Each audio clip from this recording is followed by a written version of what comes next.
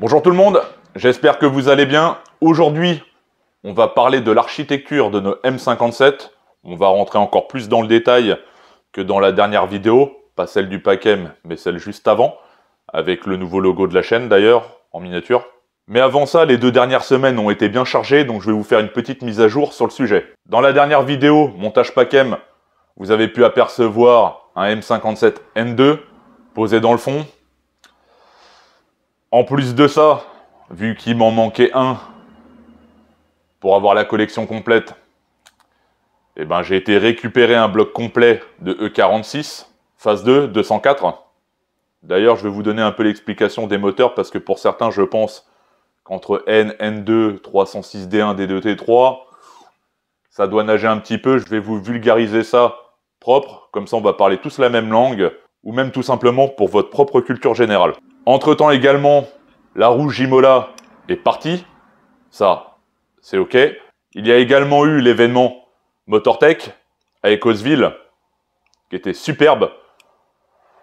Le truc, c'est faisant partie du staff, malheureusement, j'ai pas pu trop me balader non plus. Hein.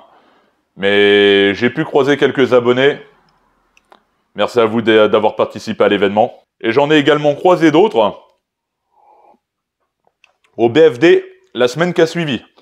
Donc ce fut 2 bonnes semaines bien chargées entre la récupération des blocs, les 2 événements Motortech Car Events et le BFD, en sachant que les 2 blocs de plus, comme vous allez pouvoir le voir, ont été dépouillés complets.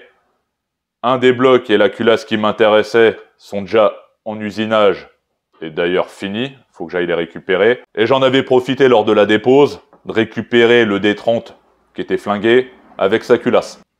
Concernant le pack M, il me manquait un petit élément, les passages de roue. C'est bon, ça arrivait, et franchement, niveau rapport qualité-prix,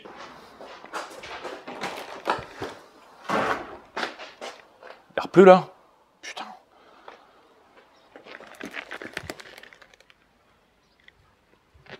C'est vraiment pas mal. 160 € les 2 livrés, eBay. Et elle en cours de remontage pack luxe, hein, comme je vous l'avais dit. On l'a dépack M pour la remettre en pack luxe.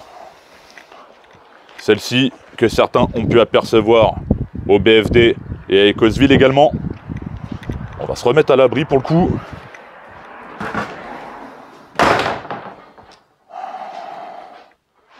Printemps normand. Je vous mettrai de toute façon dans la description le lien des passages de roue parce que je sais que certains d'entre vous aimeraient en remettre des propres, pas des complètement pétés de Autodoc. Donc bien sûr, ça vaut pas non plus 50 balles, c'est une somme à lâcher, mais on est dans un bon compromis en termes de qualité-prix, entre 320 € pièce chez BM, et là les 2 pièces, 160 € livrées. Vous vous ferez votre propre avis. En tout cas, pour ma part, c'est validé. Pour en finir avec cette mise au point de début de vidéo, le cobaye, ils avaient eu des soucis par rapport à la carto, parce que le capteur de suralimentation était dans le sac, complètement secoué. Donc, les choses vont s'améliorer. Je leur ai donné un capteur de suralimentation qui fonctionne. Donc, vous en faites pas, c'est pour très bientôt. Je sais que je me répète, mais même moi, vous inquiétez pas, s'il y en a bien un qui est pressé dans l'histoire, c'est Bibi. Architecture moteur M57, c'est parti. Du coup, dans la dernière vidéo traitant du sujet théorie avant montage de notre M57 ou même des moteurs en règle générale, pour rappel, moteur 4 temps avec les différents temps que j'ai marqués ici, avec l'admission, on va essayer de lui gaver la tronche, compression et explosion, on va y travailler, et échappement, évacuer tous les résidus de combustion. Donc ça, c'était juste pour me faire un petit rappel, même à moi. Ceci également, je vais l'effacer, mais gardez ça dans un coin de votre tête. La friction est un des points sur lesquels on va essayer de jouer, mine de rien. On parle des additifs, soit, mais pas que. Ceci faisant partie des pertes. Et également, le poids des pièces. Bon là, ça va être suffisamment explicite. Je vous efface ça. Pour rappel, bon ça, bien sûr, c'est pas la formule officielle, mais en gros, les watts, égale force moteur, newton-mètre bas moteur, fois les tours minutes au moteur. En gros, la culasse. Hop, comme ça, on va se focus vraiment sur ce qui nous intéresse. Ayant eu l'occasion de discuter avec pas mal d'abonnés sur les différents événements, je vais vulgariser encore plus que d'habitude, histoire de vraiment qu'on se comprenne tous et qu'on parle tous la même langue. À ce sujet, pour qu'on parle la même langue, on va avoir le M57 standard, si je puis dire, version 1, le M57N et enfin le M57N2. Aussi appelé pour le N57 le 306D1, pour le N, pareil 306D2 et le N2 D3. C'est tout simplement les versions, les générations d'évolution de ces blocs-là. Même pour le 306, si on décompose, ça fait 30, espace 6D, et plus loin, 1, dans le cas de notre premier là. D'accord? 3 litres, 6 cylindres diesel, génération 1. En sachant que, comme vous le savez, on a un 2,5 litres sur notre 39, mais également sur le 60. On aurait 25, 6D, 2,5 litres, 6 cylindres diesel, génération 1 ou 2 pour le 60. Vous comprenez la logique? Les deux premiers chiffres, la cylindrée, le deuxième, le nombre de cylindres et sa techno, et ensuite la génération. Donc, pour qu'on parle tous la même langue, on va tous parler en D, parce que le N, je pense que c'est... ça fait mal, hein. D1, D2, D3, première génération, deuxième génération, troisième génération. Et tant que j'y suis, la manière simple de savoir à quelle génération on a affaire, c'est ma manière, vous en faites ce que vous voulez. Première génération, facilement remarquable, avec le PMH directement inséré dans le bloc avec la prise en direct. Le génération 2, le PMH est pris derrière, donc vous n'avez pas le PMH visible avec la prise en direct, ça sera un fil. Et bon, le D3, comment te dire, facilement remarquable, je pense. Tiens, d'ailleurs, tant qu'on y est, 30, 6D, 3. Bien sûr, on ne parle pas des piles turbo, hein, les top, TOP. Il y a déjà assez de connaissances assimilées, je pense, pour ceux qui viennent de débarquer, hein. Donc maintenant, au niveau des blocs, je pense que vous êtes suffisamment calés, que ce soit sur leur façon de les appeler, les différentes façons, mais on va parler D1, D2, D3, la façon de les distinguer par rapport au PMH ou au bloc alu. Des fois que vous irez acheter une voiture et que vous doutez qu'elle ait eu un swap d'un moteur plus récent, guettez ces points-là, ça va vous donner la réponse directement. Sauf si c'est un Labouine, et vous allez voir qu'on va faire un mix un peu des trois moulins, enfin des trois générations de moulins. Et ça s'annonce pas trop mal, là. Je l'espère en tout cas. Comme d'hab, c'est expérimental, donc bon, inutile de me jeter la pierre. On verra si ça passe, et si ça passe, eh ben écoutez, ça sera un step pour passer à un autre level. Gardez à l'esprit que le step final, ça sera un passage essence. Donc, on va y aller par palier, tranquillement, d'où l'importance, bon là je l'ai effacé, mais des masses en mouvement. On va développer. Donc je vous ai fait différentes lignes. Donc là, bloc fonte, bon, à part le N2, le D3, tiens, on va commencer même dès maintenant. Je vais remettre à jour ça rapidement. Voilà. Comme ça, on est mis à jour. Là, on va voir le listing complet. J'ai pas encore pris le temps de démonter les axes de piston, les bielles. Donc du coup, comme je l'avais dit dans la dernière vidéo, concernant la théorie avant montage, je vous avais dit que le D25 D1 et le D25 D2 étaient pour moi les meilleurs blocs dans tout l'ensemble. Et clairement, maintenant que j'ai pu les dépouiller tous, comme ça là j'ai un réel avis sur le sujet, et ben clairement, je pense que oui. On va fonctionner par étapes. Dans un premier temps, on va avoir l'alésage. Bon, je l'ai mis déjà en vert, mais bon, vous l'aurez compris. Le D25D1 a pour lui un alésage de 80 d'origine sur nos M57. Vous en faites pas d'ailleurs, le D23 est toujours d'actualité. C'est le D28 que vous allez voir, il y a un petit changement qui va arriver. Mais du coup, on a l'alésage le plus petit, ce qui fait que par rapport à notre config, et même par rapport aux espaces entre les cylindres, ça en fait un bloc de vraiment costaud. Pour commencer à faire de l'intercylindre, il va falloir que ça tape vraiment sec, que ça soit même au niveau du joint de QQ. Bref, l'alésage vraiment est son point fort. En sachant, on en revient à ce que j'avais marqué, la friction.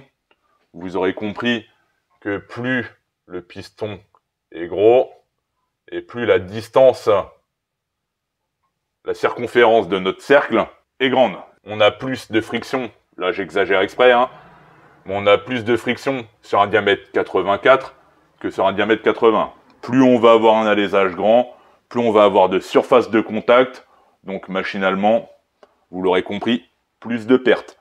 Mais, et ça, faut dire ce qui est, et d'ailleurs ça va permettre de répondre à l'achat du D3, plus on va avoir un alésage important, et plus on va pouvoir y claquer des soupapes importantes.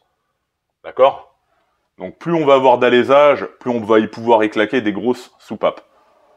Le truc, c'est que malgré qu'on ait 84 sur toutes les générations d'après, enfin, hors des 25 D1, eh ben ils sont restés un peu sur les mêmes culasses.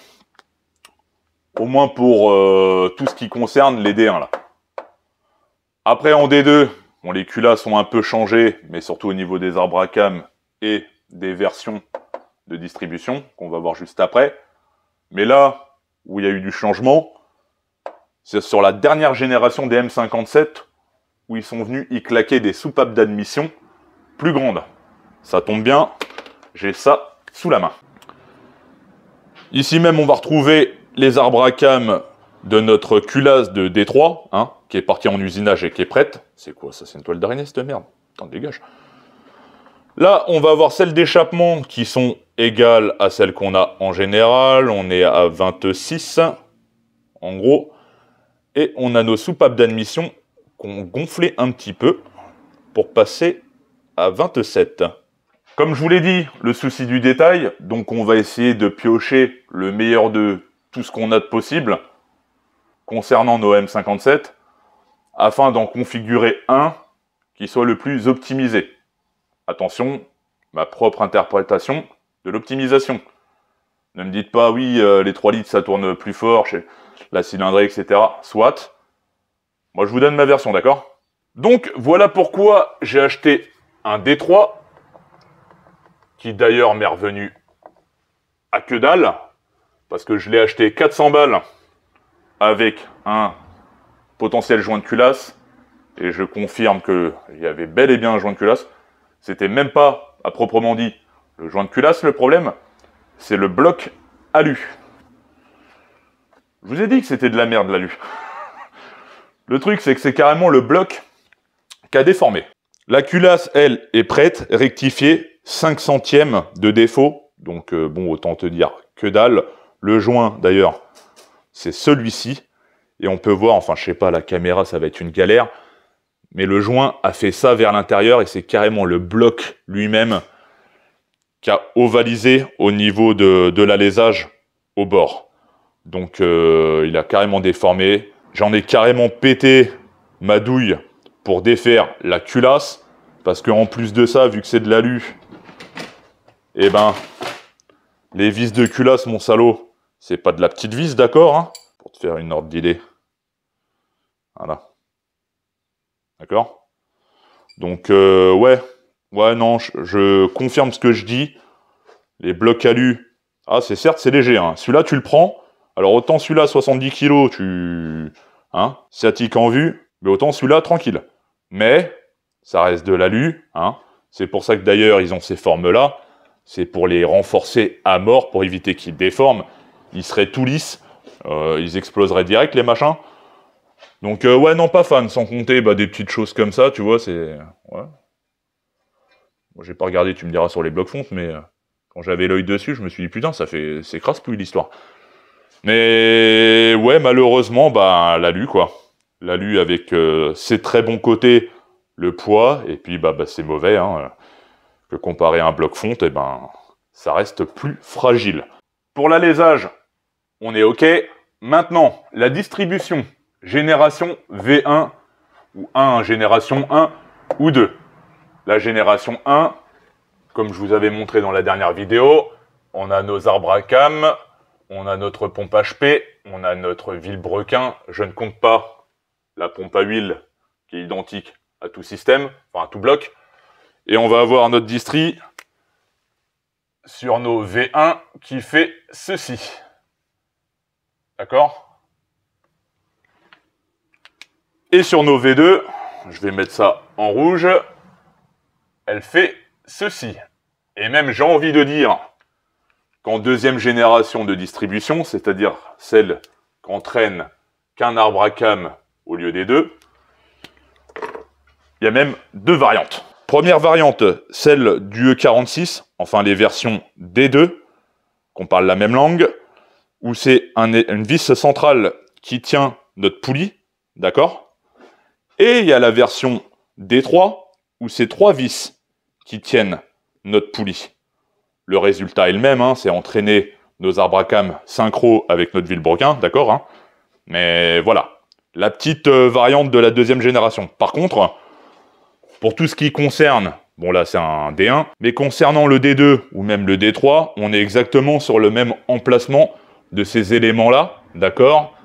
Et là, tu peux voir ceci, c'est que tu dois sans doute te douter, il va y avoir de la bouine dans les parages. Ayant regardé les choses de très près par rapport à notre V1 ou V2 en termes de distribution, je me suis intéressé au poids de chaque élément, les arbres à cam, les différentes poulies, les chaînes, etc. Tout ce qui concerne l'entraînement, tout simplement. Et j'ai pu constater, je me suis fait un crowbar, il est où? Il est là, V1, V2. Bon, je sais pas si vous allez voir, c'est dégueulasse, hein, c'est mes petits brouillons perso. Mais qu'en gros, entre une V1 et une V2, l'ensemble des éléments concernant l'entraînement distribution, sur la V1, on est à 6,3 kg, on est à 6,3 kg, on est à 5 kg sur la V2. C'est-à-dire que la deuxième génération de distribution qu'on a sur nos M57, on économise quasiment 1,2 kg. 1,3 kg quasiment. C'est juste énorme. En termes de gain de poids, on passe de 6 à 5 kg. En sachant que le plus gros du poids est gagné par les arbres à cam, tout de même. Donc, j'ai commencé à réfléchir différemment. C'est pour ça que vous avez pu voir mes petites flèches et mes petits points sur le bloc là. C'est qu'en fait, tout simplement, la V2 étant the best, eh ben, je vais tout simplement essayer de l'appliquer à notre D23. D'accord? Donc ça va faire partie des choses à effectuer pour le passage en D23 tip top. C'est pour ça que le D30 qui était mort, où fallait qu'il passe en cote réparation, j'ai tout simplement gardé le bloc pour m'entraîner sur sa tronche à le percer, à mettre en place le tendeur, à mettre en place les différents axes pour nos guides, pour mettre nos guides chaînes, d'accord? Donc tout ça, c'est en cours. Bien sûr, je l'ai mis de côté parce que bon, il y a beaucoup de choses à faire, hein.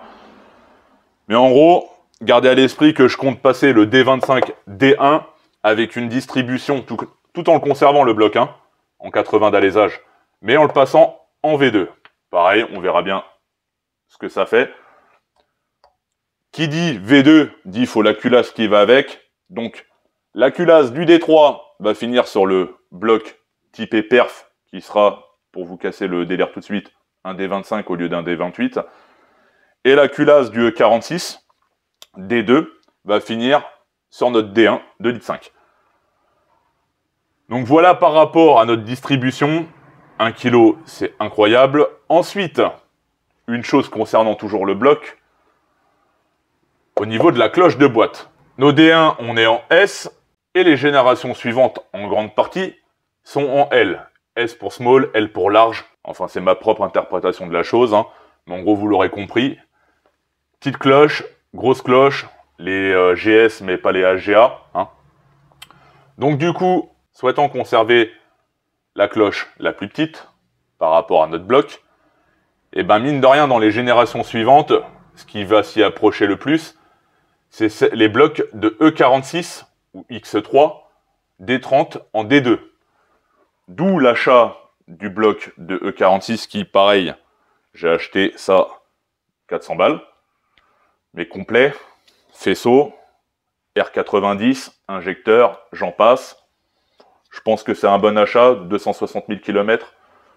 Donc, pour le coup, au niveau des cloches de boîte et de nos blocs, j'ai essayé tout de même de transformer un large en small, mais c'est de la fonte. Pour souder quelque chose là-dessus, on va aller voir ça de plus près. Pour souder quelque chose là-dessus, compliqué. Donc, moi j'avais claqué 2 vis en point haut, celle-là ça match. Et là on peut voir que ça va pas du tout. Le problème c'est que d'un côté j'avais vu que c'était pas trop mal, j'aurais pu percer, tarauder, et on était parti, j'aurais juste viré l'excédent à la meule après. Hein. Mais là de l'autre côté on tombait carrément dans le trou de perçage initial. Donc, je me suis dit, à défaut de faire de la merde, parce que, ok, ces vis-là tiennent très bien, les vis du haut, mais bon, et quand même, on va pas se mentir, celles-ci sont quasiment les plus grosses et qui tiennent le mieux le bloc. Ne comptez pas sur celle du carter pour vous tenir une boîte de vitesse. Hein. Si vous vous lancez dans des magouilles chelous, c'est votre problème. Moi, je veux quelque chose de fiable, donc mine de rien, bah ça m'a freiné direct, et ce qui m'a poussé à acheter le D30 D2 de la E46. Sans compter qu'il était vraiment pas cher. Donc, nos histoires de cloche, de conservation d'un bloc avec emplacement d'une boîte petite, même si les poids sont similaires, bah, que ce soit les blocs, mais surtout les boîtes, voilà, je pars du principe où plus on est contenu niveau dimensionnement, mieux ça sera, plus ça soit jouable de le mettre même sur une autre caisse au cas échéant. Enfin, dans ma logique, fallait rester en small au niveau de la cloche de boîte. Donc d'où l'explication. Ensuite, on arrive à notre course. Ça date un peu, mais pour ceux qui sont là depuis le début de la chaîne quasiment, j'avais déjà fait un tableau de base où je récapitulais un peu tout ça. Bon, bien sûr, beaucoup moins détaillé que maintenant. Où on avait notre D25 D1 qui était quasiment, par rapport à notre alésage, en architecture carrée. On avait le D25 D2 du E60 qui, lui, incroyable, est en super carré. Et ensuite, on a toute la tripotée qui concerne nos D30 de différentes générations qui sont en longue course. Concernant ces différentes architectures, les longues courses vont être plus typées force moteur, développement de couple naturel, couple moteur. A contrario, les super carrés vont avoir un mode de fonctionnement plus lent en termes de déplacement de piston et plus sujet à prendre des tours. Le carré est un peu équilibré, si je puis dire. Donc notre D25, déjà, on peut dire qu'il est accessoirement équilibré à ce sujet, au niveau de son architecture. Mais le D25 D2, celui du E60, est incroyable. Le fait est que, pour un moteur mazout, hein, on soit en super carré. Et ça tombe bien, pour mes conneries, eh ben ça va nous arranger grandement. Pour la faire courte également au niveau de cette architecture, ça va jouer également sur l'usure du moteur. Plus un piston est lent, plus sa course est courte, moins il va s'user par rapport à un long course. Pour vraiment grossir à mort, hein, on va faire... J'aurais dû changer de couleur, mais tant pis. Imaginons qu'on ait une course de piston qui fasse ça à là. On a cette distance-là à couvrir avec une longue course, pour un tour de Villebrequin, et que dans le même temps, On a l'autre, vraiment pour schématiser, qui va avoir ça à parcourir. J'avais dit que je vulgariserais encore plus. En gros, imagine que tu es une longue course. En 10 secondes, tu dois te taper un 100 mètres. Et imagine que ton pote, c'est le super carré. Et dans le même laps de temps, il doit faire 50 mètres. Toi, tu vas être en sprint à la mort. Voilà, déjà, tu frôles le record du monde, d'accord? Alors que l'autre, 50 mètres en 10 secondes, en petite foulée bras souples, ça devrait bien se passer. On en est là, en gros, par rapport à la course de notre moteur. Donc, dans le cadre de notre D25 typé les watts, on va privilégier cette architecture pour aller chercher des tours minutes, hein, pour entre guillemets égaler une vitesse de déplacement d'un long course. Et bah si on peut aller chercher 500, 1000 tours minutes, bon j'ai pas fait les calculs sur le sujet, mais vous m'avez compris dans la logique en tout cas. Et pour notre D23, et ben écoutez, qui restera sur un même mode de fonctionnement, 4500 tours, voire aller 5000. Mais en gros, on aura moins d'usure, moins de vitesse de déplacement piston. Donc voilà pour la course. La course, bien évidemment, faite par le Villebrequin. C'est le Villebrequin qui mène la danse à ce niveau. Le fameux R, ici, entre le Tourillon et le Menton, d'accord? Et c'est d'ailleurs ce qui va nous amener à la suite du tableau qui passe en bleu. Et là, pour le coup, j'ai pas encore tout détaillé, donc je vais être très bref sur le sujet. Et je pense que la vidéo sera suffisamment longue comme ça pour en faire une autre. On va fonctionner par étapes, parce que si je vous mets 50 minutes non-stop de données dans la tronche, vous allez péter un câble. Donc là, en gros, pour la faire courte, par rapport à ce que j'ai déjà mesuré, il est où mon feutre vert, moi? On va retrouver en R, tout simplement, la demi-course, d'accord? Parce que la course complète est 2 fois R, par rapport à notre Tourillon, partie centrale de notre Villebrequin, notre Menton qui fait le tour, donc on est à 2 rayons, d'accord? Ce R, d'ailleurs, va nous permettre de calculer le RL, le fameux ratio RL, R sur L. La demi-course, le R, sur la longueur de bielle. Bien sûr, le L est dicté par le moteur lui-même, le haut du bloc, et l'architecture du bloc également, hein, parce que les pistons, vous allez voir, selon la génération également, enfin, j'ai vu ça qu'une fois, par rapport au D25, D2, mais le piston est plus court entre l'axe de piston et le dessus du piston. Mais en gros, pour la faire courte, plus ce chiffre-là est petit et plus le L est gros, plus on va avoir un ratio petit, normal. Et plus ce ratio est petit, plus au niveau des accélérations, décélérations et vitesse de déplacement de notre piston, en dynamique, hein, ça sera intéressant pour nous, dans le cas de cette prépa. Donc, le RL, on peut voir la demi-course, tout simplement la moitié de notre course, hein, le R. Le L, c'est tout simplement la longueur de nos bielles, d'axe menton jusqu'à l'axe piston. Là, pareil, mesuré en réel par ma part, mais bon, facile à déduire, parce que à force d'enchaîner les calculs, bah, je me suis rendu compte que la hauteur totale entre l'axe de notre Tourillon, l'axe de notre Villebrequin, et la hauteur de notre piston, sur toutes les architectures, on est à 226,5 mm. Donc, rien que par rapport à ça, je peux déjà en déduire la longueur de notre bielle. Mais bon, je préfère les prendre en réel. Ensuite, on a de toute façon le R sur L, d'accord? Là, on va revenir à des choses un peu plus intéressantes. C'est le poids des éléments.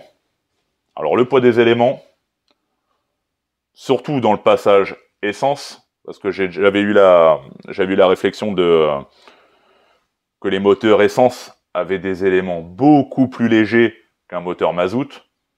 C'est pas aussi simple que ça, je pense, parce que sur pas mal de choses, par rapport à ce que j'ai pu voir, certaines pièces ont quasiment le même poids, la même masse. Après là, c'est sûr, où il y a un élément qui lui est intrinsèque à chaque mode de fonctionnement, c'est les pistons. Par leur forme, mais également leur poids, les pistons de nos mazouts sont beaucoup plus lourds, beaucoup plus épais, pour tenir des grosses charges, et ça se voit même par rapport à notre axe. On est à 30 mm, je crois sur les essences on est à 25, si je me trompe pas, ou quelque chose du genre. à me confirmer pour ceux qui ont l'habitude de démonter des blocs essence. Mais en gros, déjà, rien que lui, pour le plier, bon chance. Donc oui, c'est sûr que ça fait des poids en plus.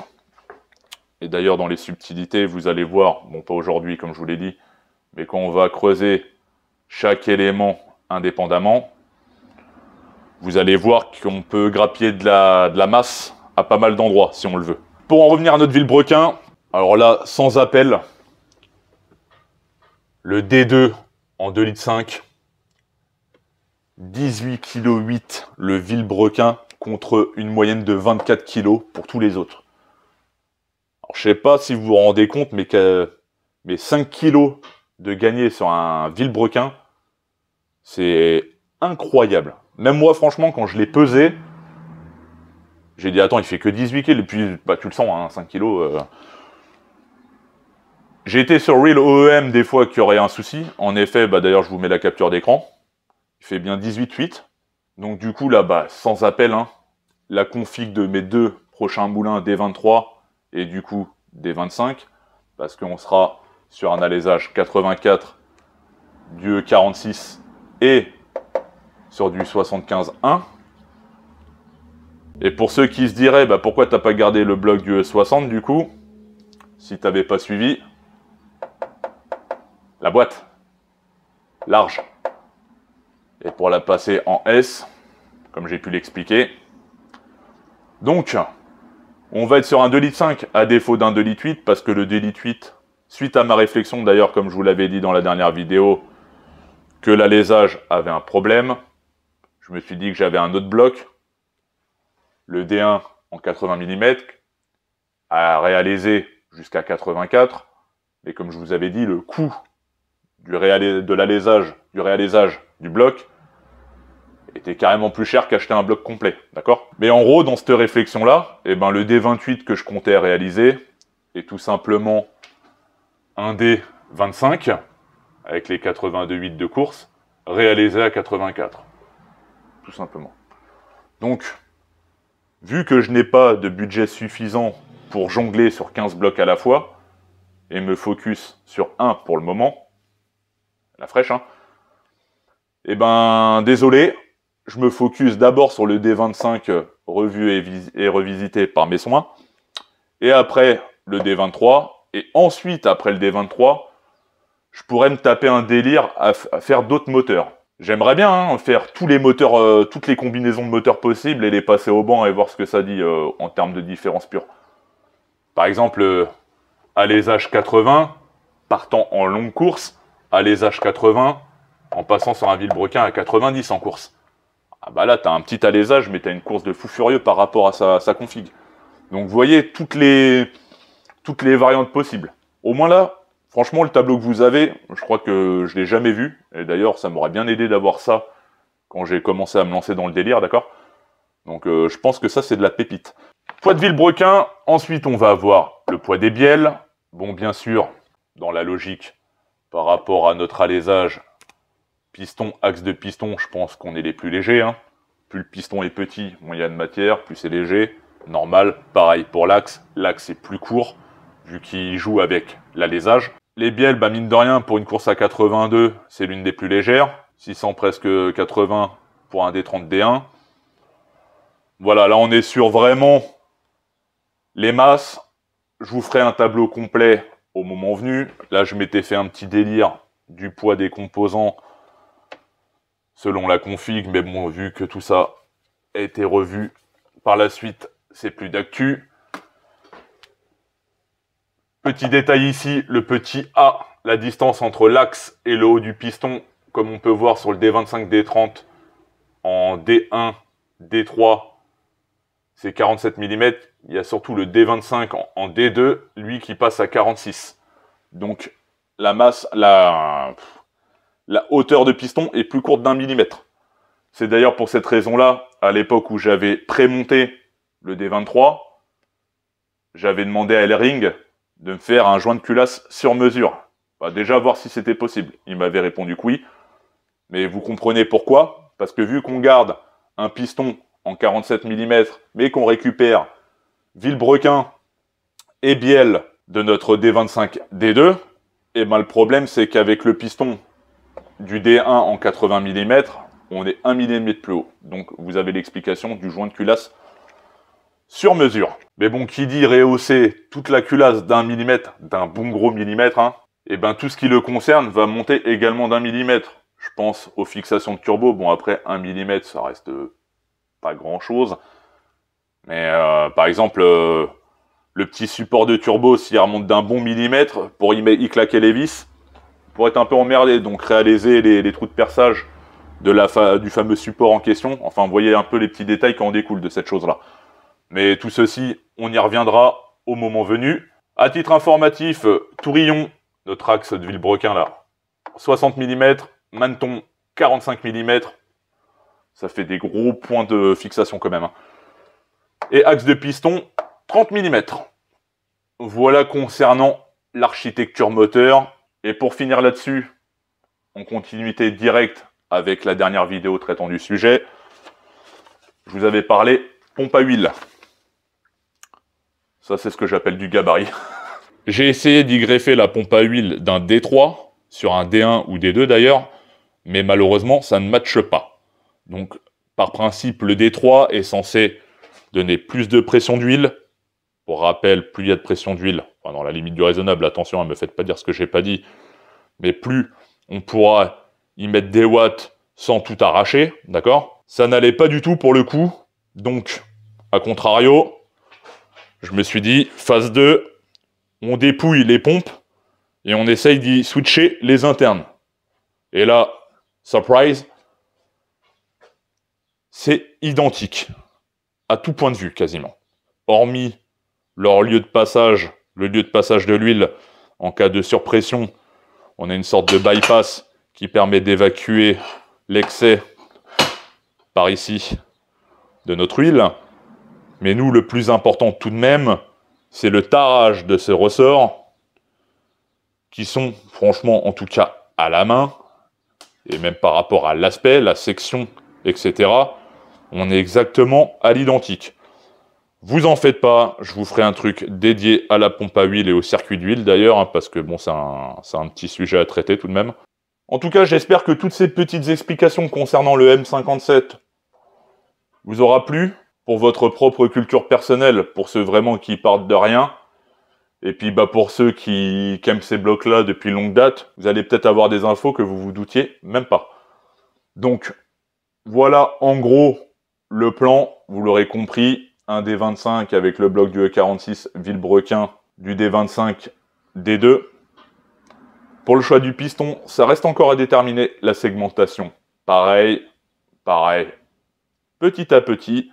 Et puis pour le D23, ça sera une autre histoire, mais on sera avec le D25 D1 et toujours avec le Villebrequin Biel D2 D25. Je vous dis à très bientôt, n'hésitez pas à vous abonner et à liker, ça fait toujours plaisir, et à commenter dans le cas où vous avez des petites questions sur le sujet, ou pas d'ailleurs. Hein. Je vous dis à très bientôt, bye.